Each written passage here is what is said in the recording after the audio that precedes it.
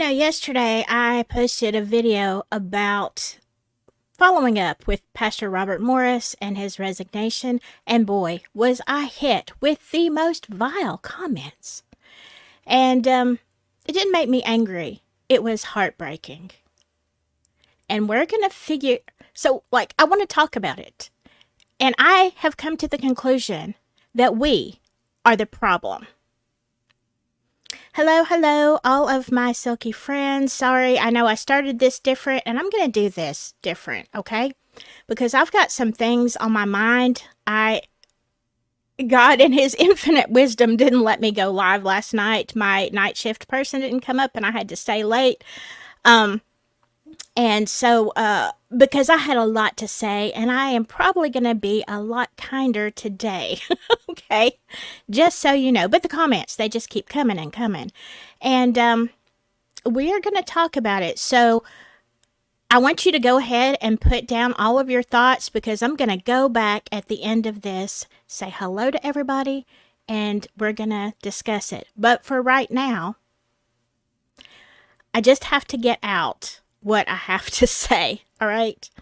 And I am a big mixture of heartbroken and angry, but we are going to talk about the problem with the mega churches. Now, let me tell y'all, if you're new to this channel, I cover true crime, and I am an advocate, all right? This is not a religious channel. It just so happens that I happen to be a Christian with lots of experience in mega churches. As a matter of fact, I have visited Shady Grove, where Robert Morris was started before he started Gateway, back around that time period, too, interestingly enough. And I have some good friends that continued to go to Shady Grove. Now, with that being said, let me introduce you to these people right here. And you know what? I'm going to have to look up this one guy's name, because I honestly forgot it. This is one I started to do a whole video about it, but to be honest with you, I got it got pulled in the shuffle. Let me see. Lamar Miller Whitehead. Okay, we'll talk about him. All right, let's talk about these guys in case you don't know them. To the far left, you see Robert Morris, and if you don't know the story, we are primarily talking about him, although some other people will probably come up. Robert Morris has been in the ministry many years, all right? As a matter of fact, he was going to retire either the end of this year or the beginning of next, so this comes right at the end. Now, Robert Morris, has admitted to a moral failure. And he said he repented and it never happened again, etc., etc. Everybody seemed to accept that and say, okay, that's fine. He said that he was sat down from ministry for 2 years, which is a lie. 1 month.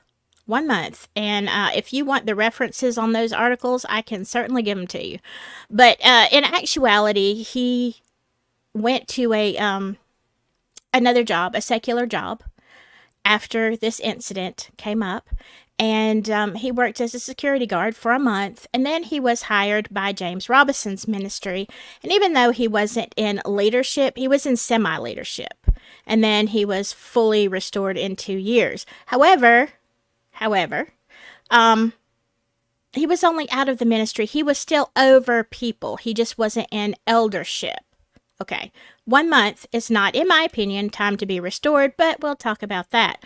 Now, the next guy, this is Bishop, what did I say his name was? Bishop Lamar somebody, Whitehead. Bishop Lamar Miller Whitehead. Now, this guy right here was interesting. I'd never heard of him. He is from New York. And he was sentenced last week. He was found guilty, and his sentence, I think he got like 5 years. Don't quote me. It might have been 9 years. I don't know. He defrauded one of his parishioners, a nurse, who gave him $90,000, who he said, it was kind of like a loan. I'm going to invest it, whatever. She never saw a penny of it. It was not, I'm giving you a $90,000 gift. This was her life savings for her retirement. And then there was another person that he defrauded. He took $5,000 from another somebody in his congregation and told them that he had a close relationship with the mayor. And for $5,000, he could hook them up. So, they could be friends, whatever this person needed. If you want to watch it, if you want me to do a video about it, I will. But this is absolutely crazy. At one point in his, and this is on video, just go look it up.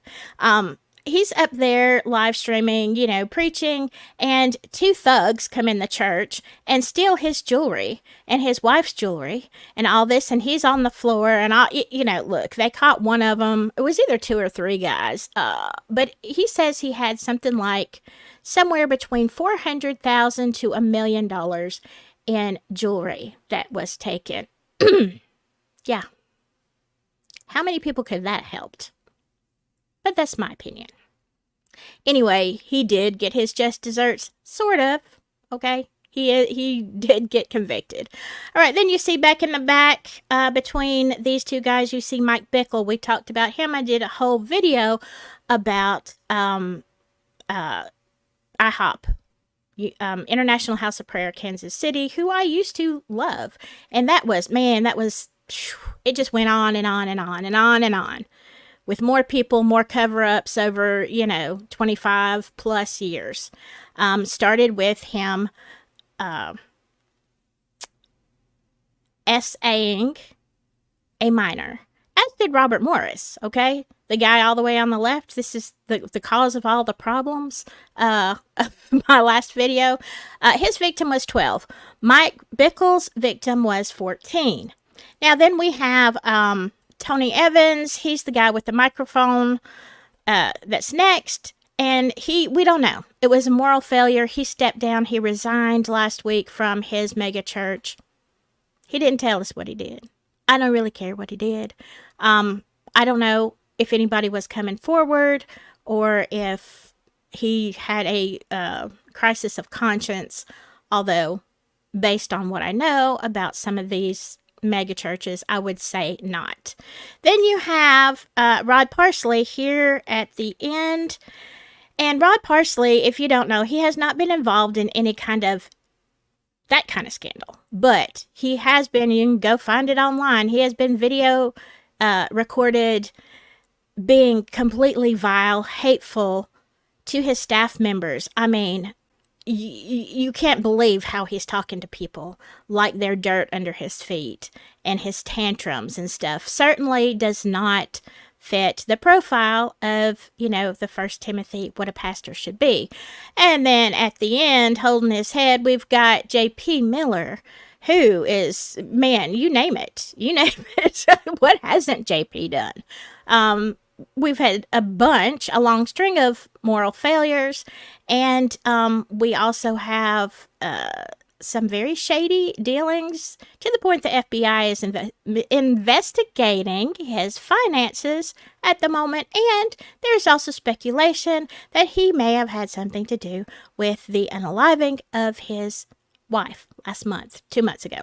All right, so that's just here. I could add to you Taverner Smith, Carl Lentz, and a string of other people that I didn't throw their pictures up. So what is the problem here? Okay, these guys have it all. They have fame. They have, book deals. They have money. They have big congregations. They make millions of dollars. They're God's chosen ones. So how do they end up here? Well, it's easy to place the blame somewhere else. And I'm not saying there isn't a lot of blame to place. There is a lot of sin. But why do we see this over and over? And I began to think on this, and I realized something. We are actually the problem. Okay? And let's talk about why. All right. Let's start. And look, I'm going to go from non-secular to secular.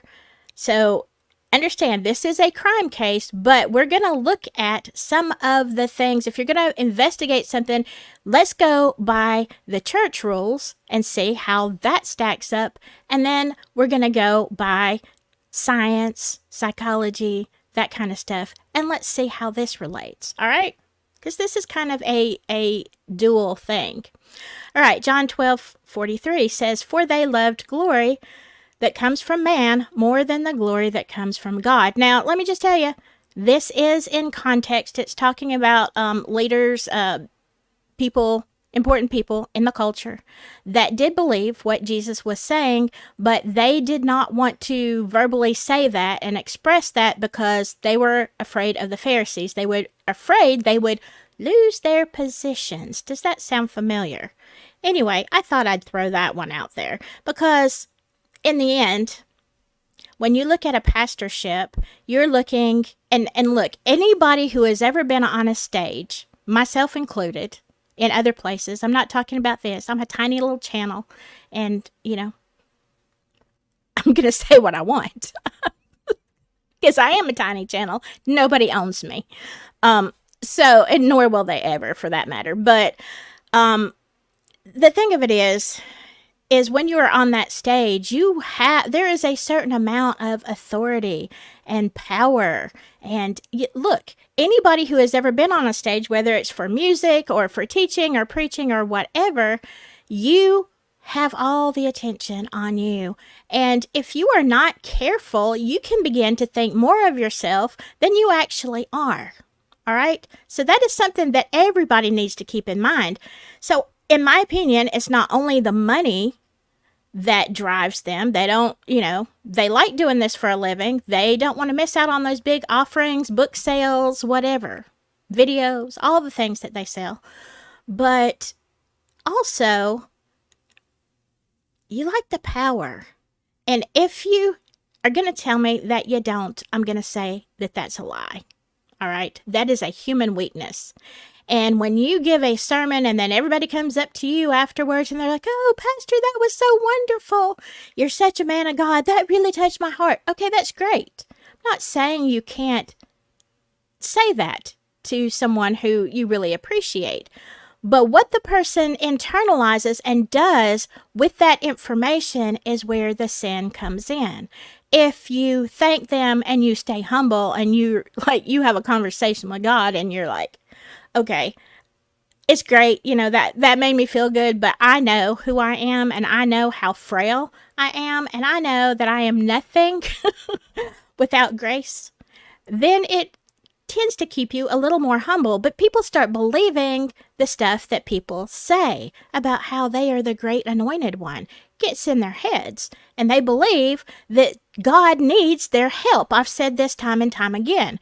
They think God needs their help. That he can't do this without them. He used a donkey, all right, in the Old Testament. So if you ever feel like you are God's mouthpiece and he can't do this without you, remember Balaam's donkey who talked verbally, right? Remember that story? He can raise up a donkey in your place. Never forget that. That was just for fun, y'all. All right. And to people who say that God doesn't judge, "Oh no, we're in the age of grace, and basically whatever we do can be forgiven." Yes, can it be? Yes, if you are really repentant, 100%. But that doesn't mean that you are just free to do anything that you want, because if you look in Revelation, and all the scripture references are here between chapters 2 and 3, there are 7 letters to 7 churches. This is the end time. Okay, these are the events that haven't happened yet. But before they happen, there was a letter given to the churches. Now, historically, let me tell you just a smidge. All these 7 churches, and the 2 that are not on there are Smyrna and Philadelphia. These 7 churches were along a river, kind of ports.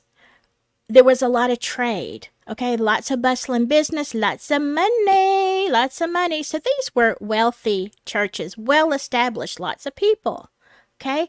They had some authority. That is why the letter goes to them. Now, understand that it wasn't just for these 7 churches. This was the big picture, okay? This is spiritual for the end times, or else it wouldn't be there. There are 7 kinds of churches according to the Gospels. Not to the Gospels, the whole Bible, but Revelation, specifically written by, John, the Revelator, that when he saw his vision of Revelation, these churches, obviously talking about future events, still he knew would be in existence. All right, so you have churches that have abandoned God's love for Christ and his teachings. You have the church that compromises its beliefs. You have the church of the spiritually dead, been in a lot of those. You have the church that follows false prophets, and you have the church with lukewarm faith. Like, they're not really going to give up any comforts, okay? It's not going to happen. Okay, the 2 churches that are not listed is Smyrna, and they are the church of the, I would say oppressed, the ones that are, what is the word I'm thinking of? Anyway, they're the ones that are going through, like, really hardships. Why can't I think of this word? They're the ones always under attack. Sometimes, especially like in other countries, they don't even have freedom of religion. So this is like the martyr church, all right? And then the only one that he does not find any fault with is the Church of Philadelphia, who seems to be doing everything right. Now, in the ends of these letters to the churches, understand that God says things like, I'll spew you out of my mouth. I'll take away your lampstand. Like, basically, it's bad, y'all. It's bad what's going to happen. So clearly, there is a form of judgment. It's not all grace. Yes, you are grace to be forgiven, but not grace to keep sinning and to cover it up and to do all this stuff, because look, you're going to fall into one of these churches. You're going to be in one of those categories, and guess what? It's not a good ending for you. I don't want to be spewed out of God's mouth. I don't want my lampstand to be taken away and all this other stuff. So understand, it's not just grace. You still have to follow and seek after holiness. All right? Now, one of my favorite scriptures. Mammon is another word for money, and I chose this one from the Amplified because it says, no one can serve 2 masters, for either he will hate the one and love the other, or he will be devoted to the one and despise the other. You cannot serve God and mammon. Mammon meaning money, possessions, fame, whoa, status, oh dear, or whatever is valued more than the Lord. Okay? So here is the problem. Jeez. The Bible is saying you can't do both. And remember what he said to the rich young ruler, like, who said, I want to follow you. And he's like, fine, sell all your stuff, give everything away, come just as you are, come follow me. Sorry about that. And, the ruler was like, he was devastated. He wanted to follow Jesus, but he had like a bunch of possessions and a bunch of money and a bunch of authority. He didn't want to give that up, so he walks away. All right, it is an age-old dilemma. And Jesus said it's almost impossible for a rich man to go to heaven, then what do we do about all of this stuff? Who are they serving, God or Mammon? Because if you want to follow after purity and holiness and the laws of who should and should not be a pastor, you have to be above reproach, not given to money, etc., etc. We went through this list. All right, so here is the problem. Now, I started with this because, let me see where we're going. Yeah. When I started looking at this, I thought the problem is us. All right? It's us. Because none of these people could have a platform and stay in positions where, we haven't heard anything about Robert Morris other than this old thing, which is still ridiculously devastating and disqualifying from ministry, point blank. All right. But we haven't, when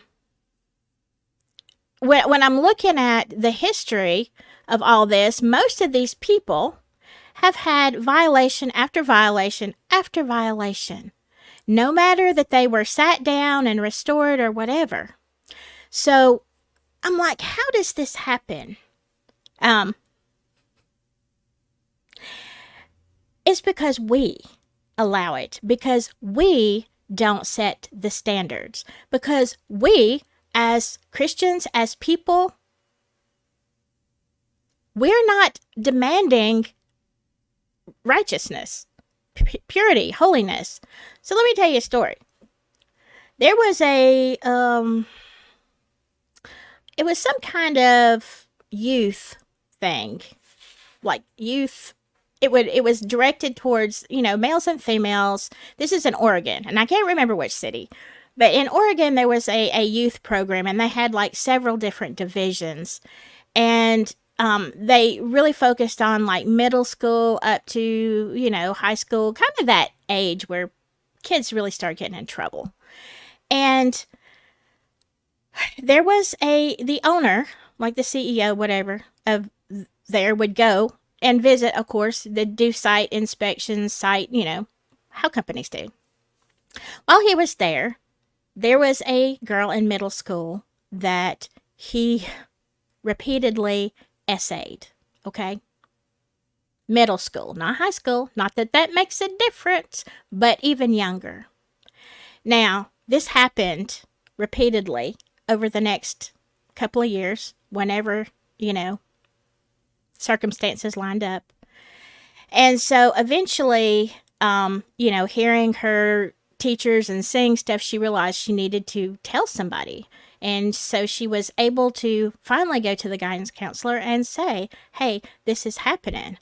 Well, of course, everything in this company was in his name. All right. He was the company. So, we have a big situation on our hands. So, of course, he was put on administrative leave. Okay. Administrative leave. To me, that's horrible, but whatever. And so, he's gone for a little while, for a month or two, whatever, while they're investigating this case. As it turns out, I don't know if there was hush money paid. I don't know what the circumstances were, but eventually it kind of died down, and eventually he came back into, being in the company again, running the company. Now, does that make you mad? Does that make you furious? Because it does me. Because he never actually was prosecuted for that. There was never any, help for, and we don't know if there's more than one kid. We know there's the one kid that said something. So does that make you angry? Because it makes me really angry. Did he deserve to be in jail? Absolutely. Should he have registered as a SO for years and years and years for the rest of his life? Absolutely. But yet here he is. Now, what if I told you that didn't happen in Oregon? And it didn't happen with a secular company. It happened in a church called Gateway. Do you relieve your anger because it is a pastor who you like? Do the rules not apply? Does society's rules not apply? Now we're talking about the statute of limitations. Okay, we can't do anything about that. But is it a problem that we are okay with pastors getting back up in the pulpit, leading churches, but we would never, ever tolerate that from a secular business? No matter what their belief system was, we wouldn't tolerate it. There would be protests. There would be all kind of stuff. And we would make sure that person was prosecuted. Now, once they did their time, whatever the judge rules, however they work it out, once that sentence is done, it's done. The person is free. They will always be an SO, but they're free to get a job and even run another corporation. Maybe. Not a good idea if it's juveniles, but you know what I'm saying? So you tell me why There are so many people that are vile in these comments, as if we don't have to live by the laws of the land. Like, God already said, you are disqualified. Not that I don't love you. Not that you can't serve somewhere. Not that your life is over, because, look, God can do a whole lot of things with a person who is not in a pulpit. You can still write a book if you want to. Nobody's stopping you. But what about owning your sin? What about being transparent? We expect it out of everybody else, but apparently we don't expect it from the church. Because in these large places, like the church is thinking, and the elders, and they're, I'm assuming well paid, whatever. If your pastor topples and there is a big scandal and you can't fix it, you can't make it okay and keep the people there, guess what? Everybody's out of a job. Oh my. That's horrible. Yeah. It's bad. It's sad. It's hard when you lose relationships and you're not in the same place as your friends that you've had for years. Yeah, it's tough. I have had to leave a lot of churches where my heart broke because I was going to miss the people I was leaving. But is that more important than the victim? So let's look at the victims, all right? And let me see. We say as a church that we're all about forgiveness. We're all about restoration.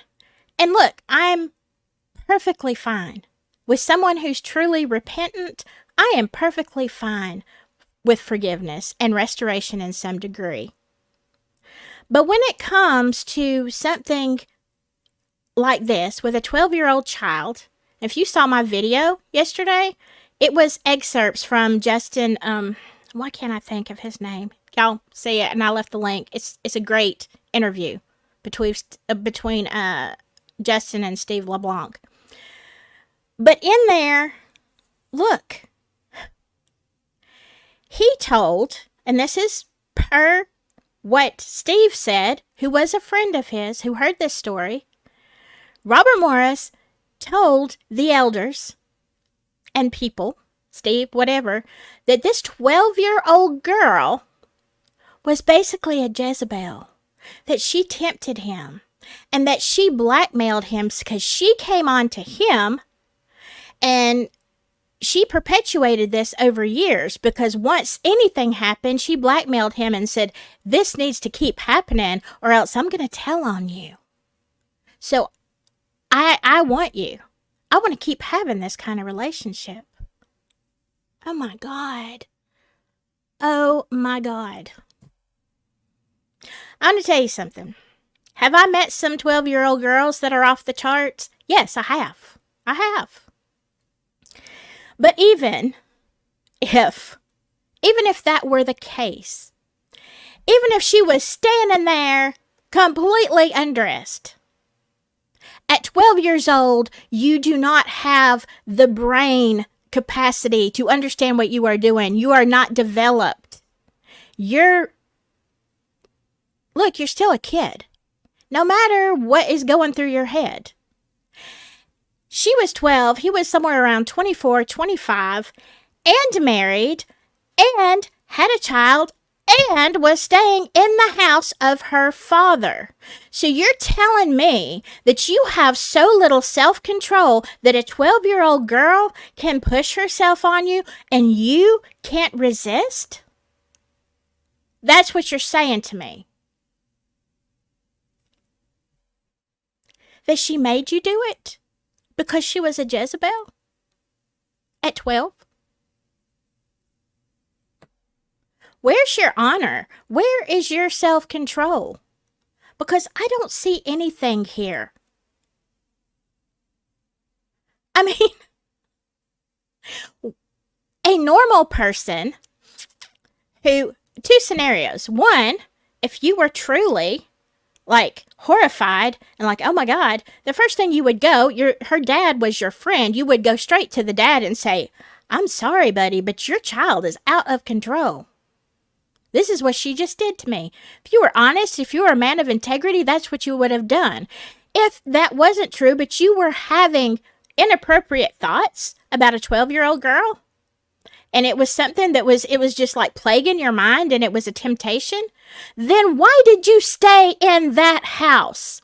Because a man of integrity would have never gone back to that house. Never. He would have said, look, I got to stay somewhere else. And you don't even have to give, the reason. But if you know you got a problem, you run the other way. So let me ask you something. While you want to give grace to everybody and pat them on the head and say, oh yeah, you're restored, where are the men like Joseph? Where's the Joseph generation of men who will stand up and run out the door? As a matter of fact, his clothes torn off because Potiphar's wife was trying to get him involved in that situation. And he's like, oh, no, this ain't happening. And I mean, she rips his coat and he runs out the door. That is what integrity looks like. It is not blaming a 12-year-old child. That is not integrity. I don't care what kind of spirit she had. I don't care if she had 14 of them. You are an adult. And integrity would have made all the difference in this situation. So that leads me to believe that this was not the situation, okay, of a 12-year-old child. All right. Now,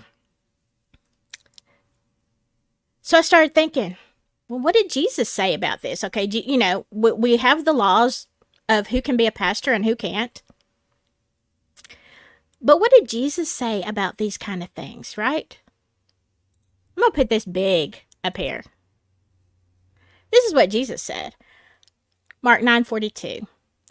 Whoever causes one of these little ones who believe in me to sin, it would be better for him if a great millstone were hung around his neck and he were thrown into the sea. Do y'all know what a millstone looks like? Because we've got old mills around here. Millstones are huge. Like, they're huge. The size of a room. It would be better, Jesus said, if you are going to cause this one, if you're going to offend this one, you're going to cause them to sin, you're going to do something against a child, it would be better for you to just put that big millstone around your neck and go throw yourself in the sea. Does that sound like restoration to position? Because it doesn't to me. Those are the words of Jesus. Y'all think, yes, he is about love and forgiveness. Yeah, he's about all that. But look, he's also about justice. And that was his words. You can get mad at me all you want, but I didn't say him. He did.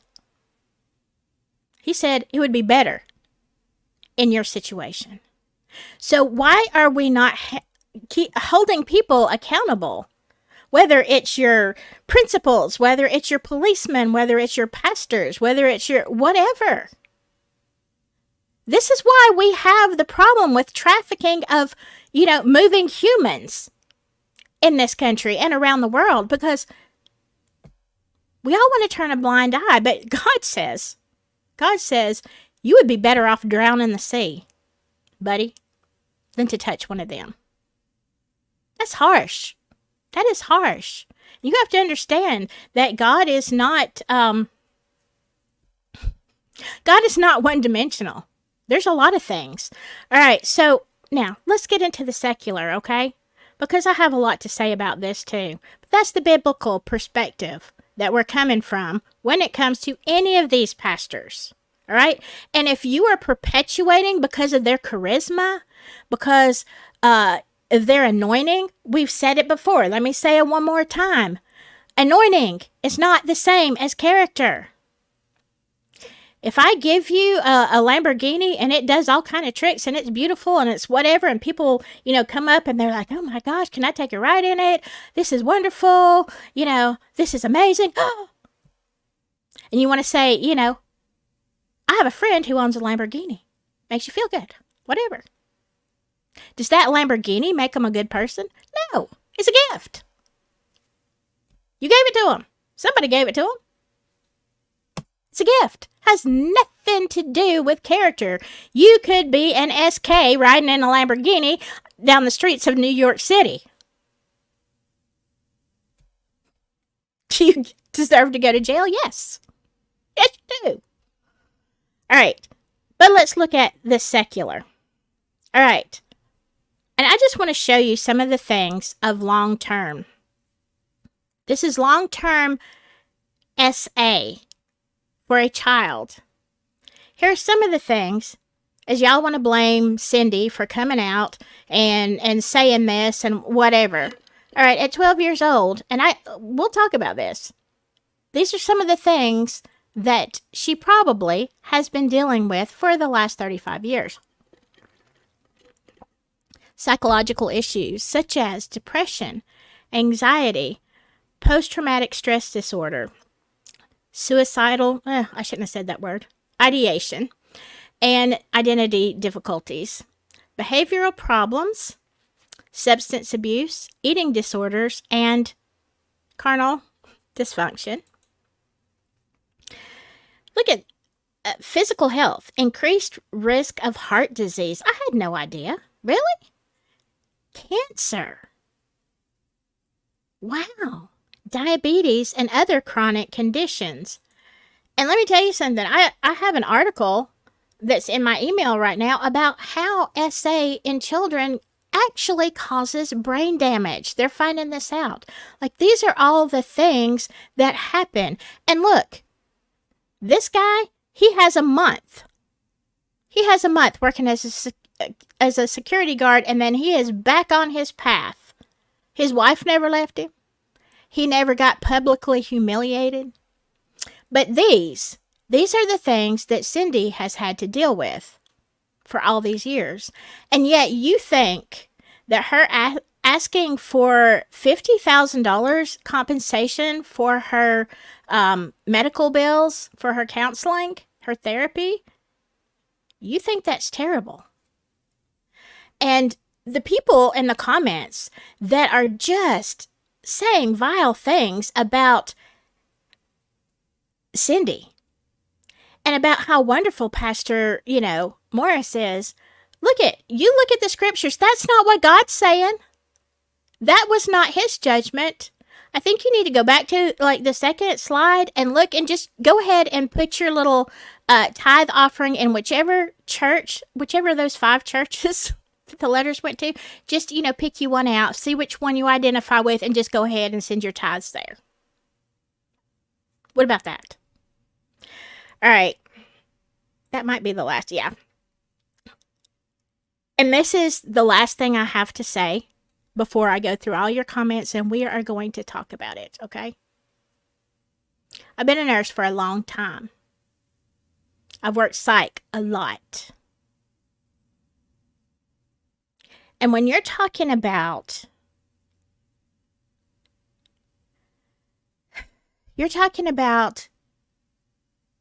the pastors and the restoration, but you're not talking about the victims, and you're not talking about the pain that goes on for the rest of their life. So I'm going to tell you something. In my opinion, that kind of abuse, that kind of situation, it's the same as, I must say the word, I've already said another one. It's the same as murder in my eyes. Because you know what you have done as a perpetrator?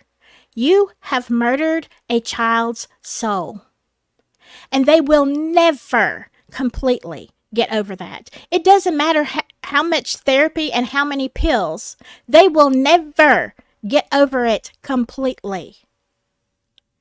So the fact that you are, not in jail, and you're still in position, and you're still you're still getting the applause of people, that your victims are victims forever. Now, a lot of people I'm sorry, I've got something in my eye.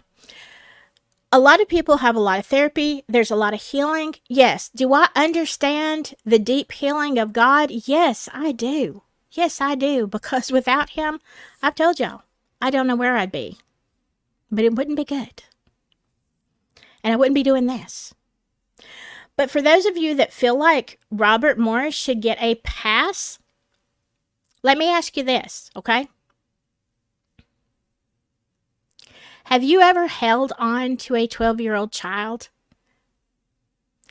who is not just crying, but devastated, gut crying, that has marks all up and down their arms and legs of where they've self-harmed because they feel so much shame and so much guilt, and they feel useless, and they feel used, and they feel not worthy of anything, and they just can't deal with life because their self-esteem is so low? Have you held one of those children?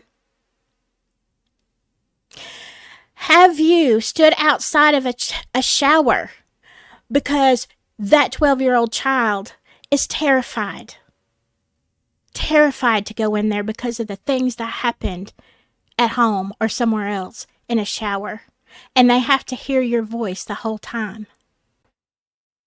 Have you seen them not be able to take a proper bowel movement because of the abuse that has been done to them? Have you had to physically throw yourself, your whole body weight, on someone, an adolescent, who is determined to bash their head into the concrete wall, and you have to physically restrain them and hope to God that you can keep them down on the floor long enough for help to get there before they unalive themselves? Have you experienced any of those things? Because I have. I've sat with people who cannot, they're one-to-one, and you have to chart on them every 5 minutes because they're either so violent or so hypersexual that they cannot be alone. And every day, day and night, you have to keep your eyes on them. You have to write down what they're doing. You have to follow them from room to room. Anywhere they go, they are so, you never know, they're so explosive. They're one-on-one. Have you ever been the victim of an essay? Have you ever doubted your self-worth? Have you ever felt dirty, shameful, like you were good for nothing? Did you ever feel like you would never get anywhere in life and you just wanted to end it, that there was no point in going on because the pain is so great? Have you ever been that victim? Because I have. I have. And I want to tell you something. If it wasn't for the grace of God, I've said it over and over, I wouldn't be here and I wouldn't have my sanity. So don't you tell me that a lifelong situation, a lifelong triggers, don't you tell me that that victim is not going to be a victim in some way forever. Now, I don't consider myself a victim. No, I don't. But do I still have triggers sometimes out of the blue? Yeah, I sure do. You tell me that pastor can sit down for a month, even a year. He should still stand up in pastorship when you have murdered the soul of a child? Because I'm going to tell you what Jesus said. Buddy, you'd be better with a millstone around your neck. But thankfully, Jesus doesn't require that because of his grace and love. Look, if that's what he said the punishments should be, then you should be overwhelmed with grace. Because Jesus is not going to do that. He said that's what you deserve. But God isn't going to do that. God is going to love you. He's going to forgive you. And he's going to restore you to himself, no matter what you've done. But restoring you to himself does not mean that you are restored to position. Understand. There's forgiveness and there's justice. And they're two different things. All right. I am done with my rant, so let me go back. I want to see what you've been saying. I know this is a heavy subject. It's a heavy subject, but man, the hatred. And Um, I understand why people are running from the church in droves. Why would they? Why would they be in church when the church acts worse than the world? At least the world will put you in jail for being a chomo. We don't even do that. We're just like, God forgives. It makes me wonder if some of these people who are yelling forgiveness, forgiveness, you want it to be that way because you don't want anybody pointing at your sins. You don't want to have to own up, and you don't want to have to walk in holiness. Attempt at it. We all fail. But it seems to me that there is a reason for that. Okay. Hello, Laura Thompson, Daniel Berry, Pam, Mythical. I know I'm so far behind. Buckeye. Let me go down, down, down, down. I don't want to miss what y'all are saying. Yeah. Texas Patty. Yes. Apparently being a chomo is called a moral failure. Yeah. Let's see. Laura Thompson's working on supper. I'm going to, yes, it is a power thing. It is a power. That is absolutely. It's money and power that makes these people, they don't want to resign. And if they don't have to, they're not gonna. True integrity, if y'all want to know what true integrity looks like, true integrity would step down willingly and say, I am now disqualified, and I am so sorry. I'm going to make every bit of restitution I can to this person for the rest of my life. And that person would not even entertain the thought of being back in that kind of leadership. All right? Yes, they love their sin more than they love God. Absolutely. No doubt about it. 100%. Also, lots of money equals lots of pride. Hello, Angela C. Good to see you. Your new subscriber. Thank you. Thank you. Yeah, I'm bound to make somebody mad. But you know what? Here's the thing. I have one life. I have a voice. And I'm going to tell the truth because there's not a whole lot of people who are telling the truth. And I don't hate on people. Look, I work in a jail. I work with chomos. Okay? I take care of them. Do I treat them any differently because of their crime? No. I've got unalivers. I've got chomos. I've got addicts of all kinds. I've got just horrendous people who've done horrendous things. All right? Do I treat them any differently? Do I look at their crime, see what they're in there for to decide how I'm going to treat them? No, not a bit. I treat them how they act fine with me, and they're nice and they're pleasant. I will cut up and laugh with, and, you know, an unaliver, even a chomo. Look, they're people. Are they paying for their crime? Yes. Yes. Doesn't mean I have to be mean to them. I don't have to be hateful. But they're paying for their crime. Yeah.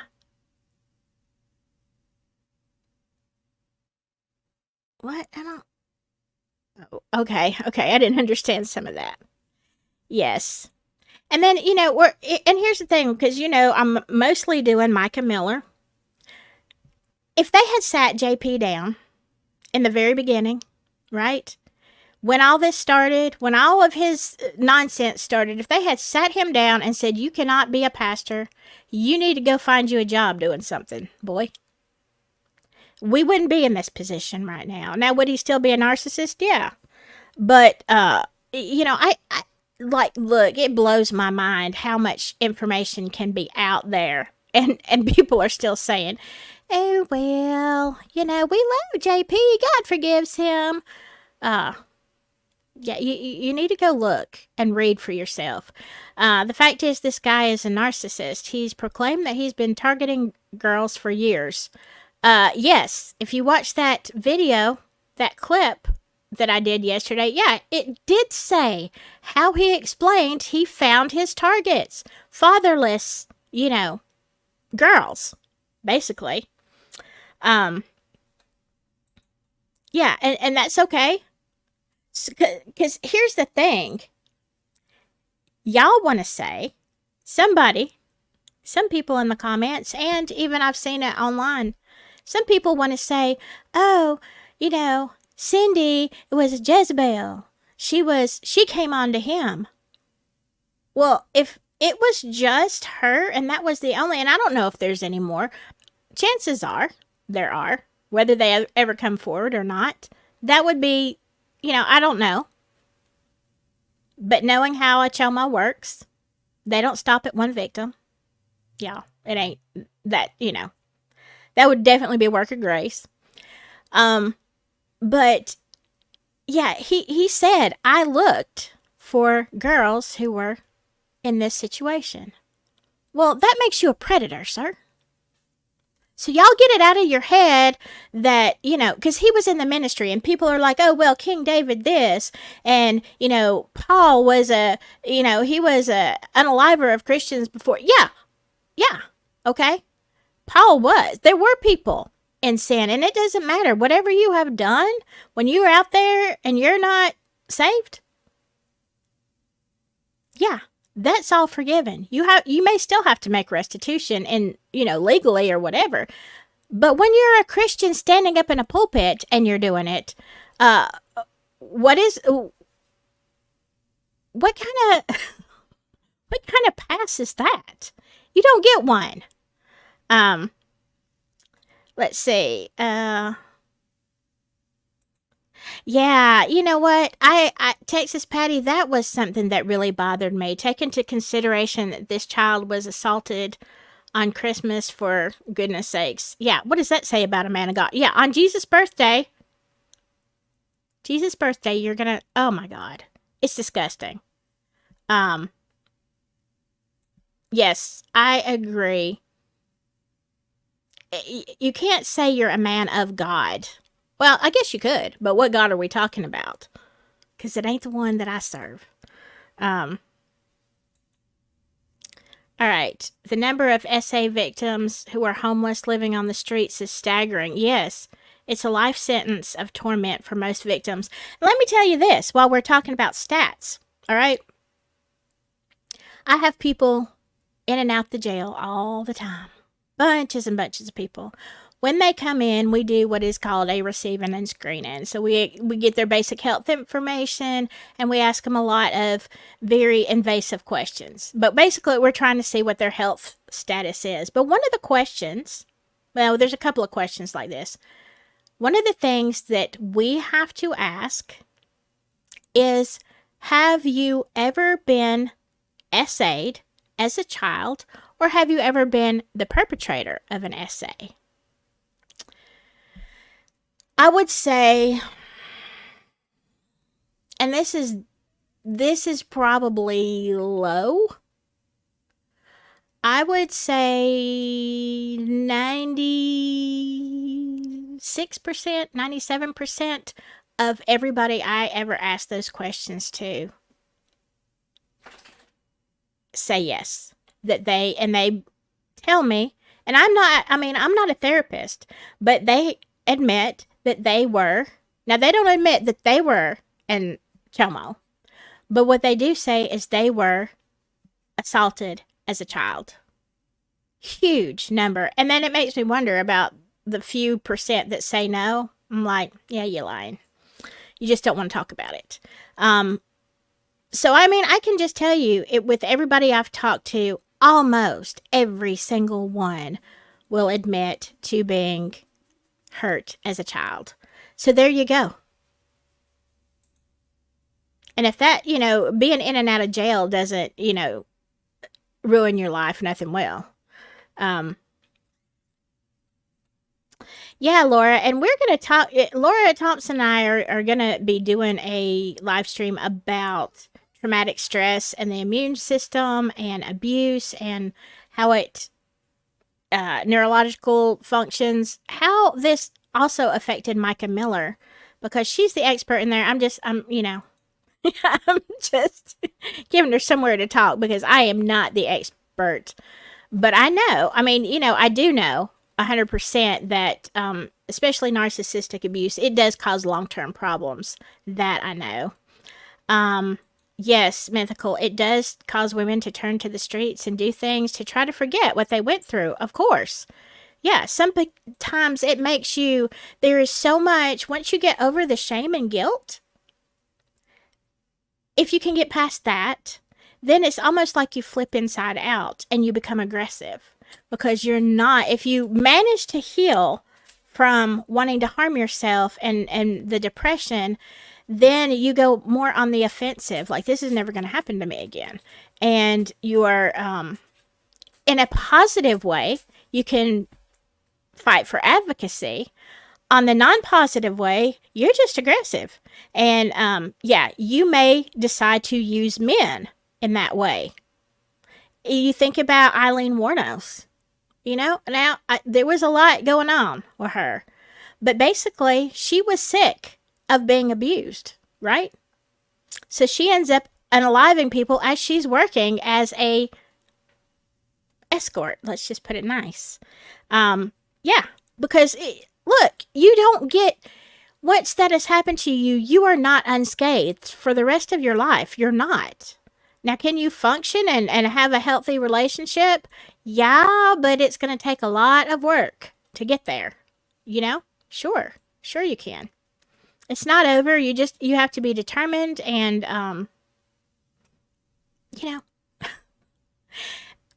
for a chomo. And here's another thing about all of these pastors that have this problem. When you're talking about abuse of a child, let's just say you're not a pastor. Let's just say you're out here in society and you're running around. You get busted.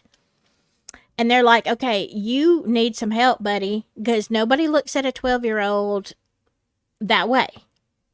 Or even younger, whatever. The therapy, the way that you fix that, and let me just tell you right now, for chomos, the percentage that you actually are cured, well, they'll tell you it's incurable, all right? It's basically incurable.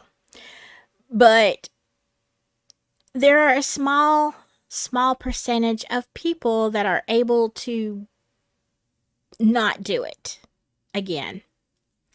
It may always be a struggle, just like people who have an addiction can get triggered later on in life. This is the way a chomo, the mind is. To get out of that and have any hope of success, we're taking the spirituality out of it. Let's talk about, it takes years of therapy, like consistent therapy. Years, and usually years of therapy to get out whatever is the trigger for that, like whatever is wrong that's causing you this. And then the other thing is, usually it is going to be pharmacological.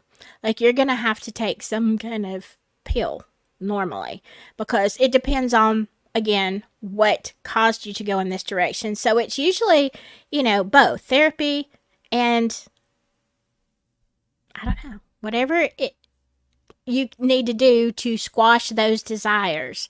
And they do make pills for that. They're not that successful. All right. That's why it's almost impossible for a chomo to long-term change their ways. And you can look that up. Look, it is what it is. So now you're looking at these people. Well, we don't know that Robert Morris had any other indiscretions. I hate that word. It was a crime. But Mike Bickle did. We know J.P. Miller did. Some of these other guys, I don't know what Tony Evans's moral failure was. But look, there's so many. There's so many. That's just the tip of the iceberg. Do what I did and Google pastors from megachurches that have been involved in scandal. The list just pops up. It's like, boom. Wow. That is a problem. And the problem is ours. Yes, You are right, MCOS. Jesus loves the brokenhearted. And look, I'm not saying Jesus doesn't love the chomos or the perpetrators. If they're brokenhearted and they're repentant, yeah, he's very near to the brokenhearted. He hates it. I'm so sick of some states cutting these monsters' breaks. Yeah, they don't stop. I hate to say it, but they are always going to be a danger if they are not completely stopped. Yeah, I didn't see that comment until now, but yeah, that's just what I was saying. It's always. Yeah, Pam, it took years of therapy to just not blame myself. Exactly. And when you're a child, you're in this situation, you really do believe that there is something that you did that promoted this. Like, why would somebody think they could do this? Why did this happen to me? There must be something wrong with me that they think they can do this. I must have asked for it in some way, right? That's what you think. Just like the children of divorced parents, they think it's their fault when we all know it's not. It's not the kid's fault. That's the same problem. And so you have these kids. That's why so much shame and guilt. Like you feel like you're blaming yourself. And then to add insult to injury, the pastor is held up as a man of God. Oh, well, yeah, he's going to be restored. There he is. Like the church is loving on him. Right? That's what we do. Oh, I'm so sorry, brother so-and-so, pastor so-and-so. Look, we all fail. We all fall short of the glory of God. We've heard that verse so much. We all fall short. We sin every day. Yeah, do we sin every day? Yeah, we do. And every sin is equal. It will send us to hell. But not every sin will send us to jail. All right? Not every sin is going to have the same long-term effects. If I'm in a convenience store and I swipe a Snickers bar and shove it in my purse, I mean, if I get caught, it's a misdemeanor. Am I going to face some, maybe I won't even get caught. But will I face some kind of legal trouble? Yeah, probably will. But it's not the same as if I go out, with a pew-pew and mow down people in a public setting.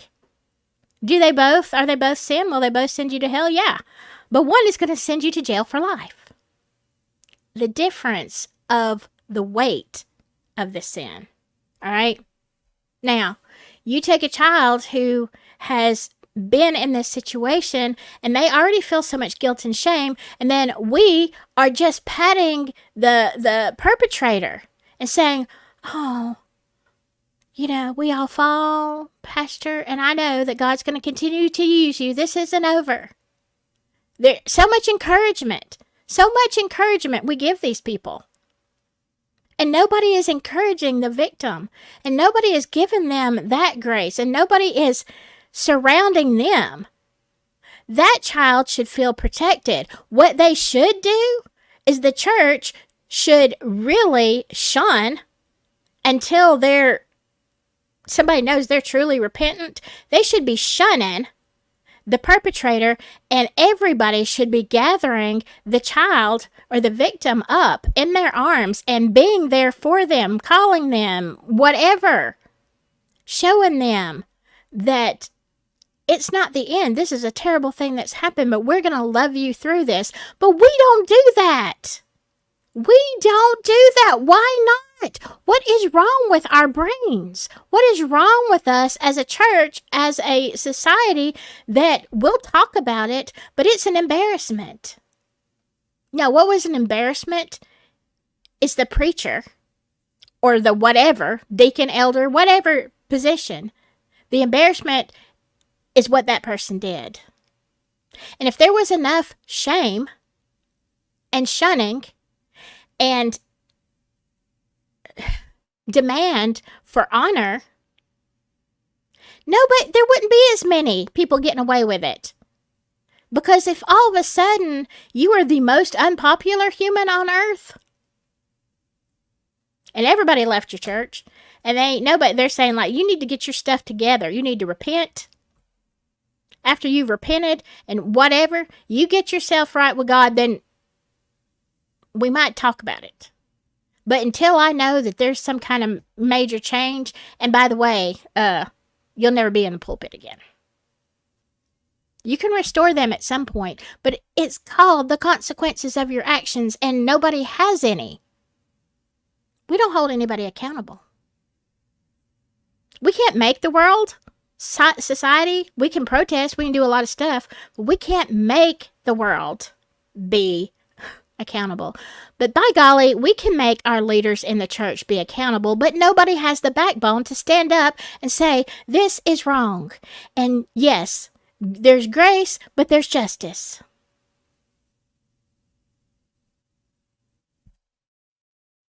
And look, if you want to take it a step further, Jesus also said, like, if you love your child, if you love them, then you will discipline them. If you hate them, you won't. And we live in a society with, and I'm not talking about abusers. I'm just talking about, like, you can't even spank your kid in Walmart without somebody calling DHR, whatever it's called, when CPS, whatever it is where you're at. Like, really, I've seen kids hanging off buggies and about to really, really harm themselves, and the parents saying, Tommy, don't do that. You're gonna fall. Look, my kids were little. I'd swat that hind end, and people would tell me all the time, you're going to get in trouble. You can't do that in Walmart. My kid is about to fall out the buggy and bust his head on the concrete floor, and I'm going to swat that bottom one time and tell him to sit down and shut up. And people are like, hey, you can't do that. Really? You want to say something to me? I'll spank your butt too. But I'm protecting my child. Because my child didn't have the sense enough to stop what they were doing before they had some kind of broken bone. Right? It's because I loved them. I was protecting them from themselves. Jesus said if we love our children, we discipline them. If you hate somebody, you just let them go on. So I'm asking you, really, at the end of the day, is this love that we're showing? All this grace, all this, restoration, is it love? I don't think so. Again, you can get mad at me, but that's what Jesus said. Sorry. Take it up with him. All right. I've been on a rant. All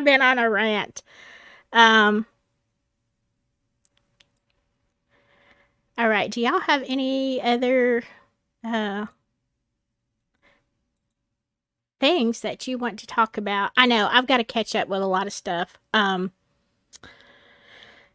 That's why we need to bring this into the light and change our churches. Yes.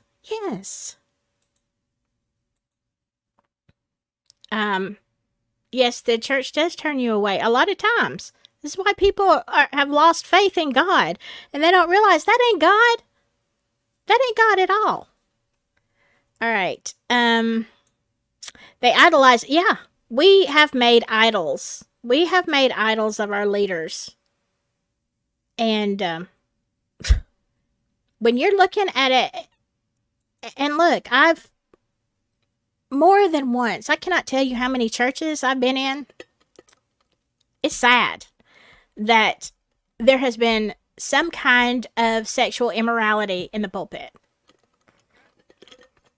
Now, I can't think of anyone that I know of that has been with a minor that I know of, although I highly suspect that there probably was at some point.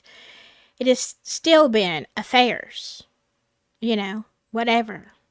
Sometimes it's, a money issue, but most of the time it is a sexual sin.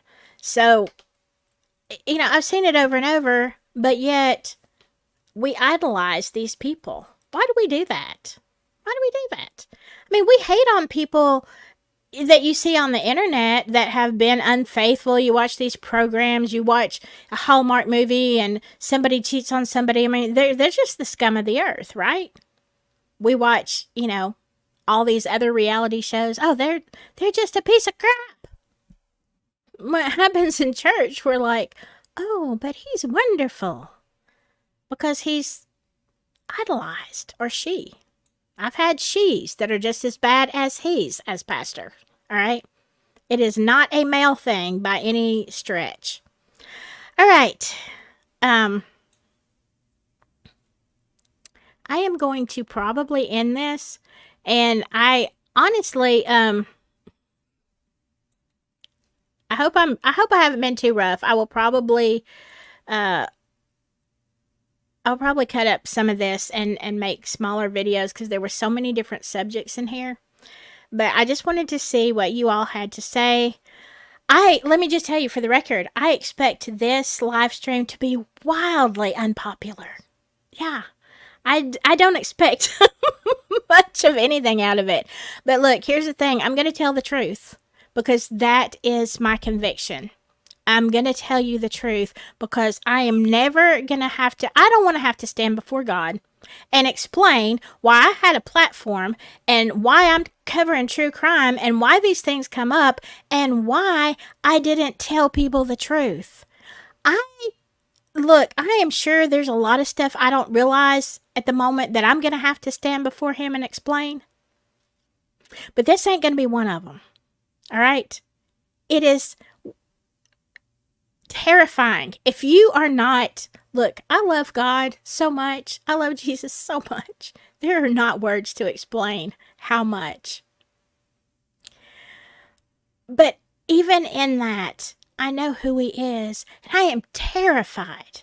Even understanding grace, I am terrified to have to stand before him face to face and explain my actions. And if you're not terrified, then you don't know who God is. And I challenge you, you don't have a good relationship with him. All right? Take it for what it is. But the Bible says the fear of God is the beginning of wisdom. And I don't see any fear in the church. I see a lot of patronizing. I see a lot of nothing. And when fear comes, when you understand, like you're holy because you're afraid not to be. You not only love and adore him, but you know what he's capable of. It's like, you know what? I'm going to behave myself today. So I don't want to have to answer to him. All right. I love all of y'all, and I appreciate you so much. I don't know what I'm doing next. Oh, but by the way, I do have somebody sent me. I'm in contact with somebody who is doing a. It will be an advocate thing. Someone very wrongfully accused who needs a lot of help to get the word out there. Maybe I don't even know what all kind of help they need. But I'm excited about this because it is a long, decades-old, long case that really is about police corruption and everything that we love to fight against. So I'm waiting to be able to have a phone call with him, and then we're going to do either a video or a live stream to start it off. And what state is it in? I can't even remember. All right. Anyway, I'm absolutely crazy about you all, and I hope you have a great day. Stay safe. Whatever you do, y'all, just stay self-care, okay? Bye-bye.